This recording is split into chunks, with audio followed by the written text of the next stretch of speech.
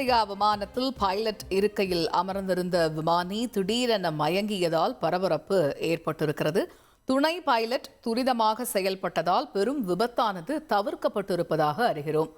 இது குறித்த முழு விவரங்களை செய்தியாளர் பாரதி விவரிக்க கேட்போம். பாரதி, பொதுவாக இந்த மாதிரி ஃப்ளைட் டேக் ஆஃப் முன்னாடி அந்த பைலட்ஸ்க்கான அந்த பிசிக்கல் ஃபிட்னஸ் அப்படிங்கிறத பார்ப்பாங்க இருக்கும்போது இந்த சம்பவம் எப்படி நிகழ்ந்தது? இது பற்றிய முழு விவரங்கள் என்ன? கண்டிப்பாக இந்த சம்பவம் நடந்திருப்பது பெங்களூரு கெம்பகோடா விமான நிலையத்தில் தான். அங்கிருந்து, அதாவது பெங்களூர்ல இருந்து டெல்லி செல்லும் ஏர் இந்தியா AI 2414 இந்த விமானம் புறப்படுவதற்கு தயாரான போது காக்பிட்ல பைலட்டும் துணை பைலட்டும் அமர்ந்திருக்காரு. அப்போது பைலட், அதாவது மெயின் பைலட், முக்கியமான பைலட், அந்த விமானத்தை இயக்கக்கூடிய பைலட் திடீரென மயங்கி விழுகிறார். ஏற்கனவே அவருக்கு உடல்நல குறைவு இருந்ததாக சொல்லப்படுகிறது. அவர் மயங்கி விழுந்தால் உடனடியாக துரிதமாக அந்த துணை பைலட் செயல்பட்டு தரை கட்டுப்பாட்டு மையத்திற்கு தகவல் அளிக்கப்பட்டது. ஒரு நாள் விமானம் டேக் ஆஃப், அதாவது இன்னும் சற்று நிமிடத்தில் டேக் ஆஃப் ஆக இருந்த விமானம் அப்படியே நிறுத்தப்பட்டு அந்த விமானி விமான நிலையத்தில் இருந்த மருத்துவமனைக்கு அழைத்து செல்லப்பட்டார்.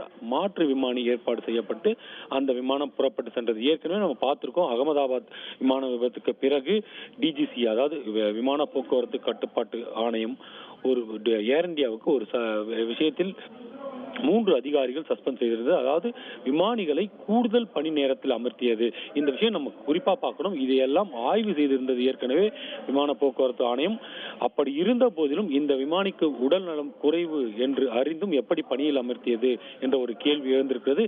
இதை விமானி மறைத்தாரா அல்லது எதிர்பாராத விதமாக அவருக்கு ரத்த அழுத்த குறைபாடு இல்ல வேறு ஏதேனும் பிரச்சனை காரணமாக அவர் மயங்கி விழுந்தாரா என்றால் இன்னும் சற்று ஓரிரு நிமிடங்கள் தாமதமாகி இருந்தால் அந்த விமானம் டேக் ஆஃப் ஆகி இருக்கும். வானத்தில் இந்த பிரச்சனை ஏற்பட்டிருந்தால் அதை துணை விமானி சமாளித்திருப்பாரா என்ற கேள்விகள் எல்லாம் எழுகிறது. எப்படி பார்த்தாலும் ஒரு பெரிய விபத்து துணை விமானியின் முன்னெச்சரிக்கை நடவடிக்கையால் தவிர்க்கப்பட்டிருக்கிறது என்பது அறியக்கூடிய விஷயமே. ஆனால் இந்த விவகாரத்தை பொறுத்த மட்டில் விசாரணை நடத்த வேண்டியது கட்டாயமாக இருக்கிறது.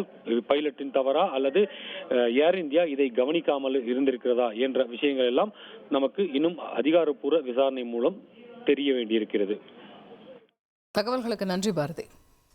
உங்கள் தந்தி ஒன் தொலைக்காட்சியில் கர்ணன் தினமும் மாலை 5 மணிக்கு காண தவறாதீர்கள்.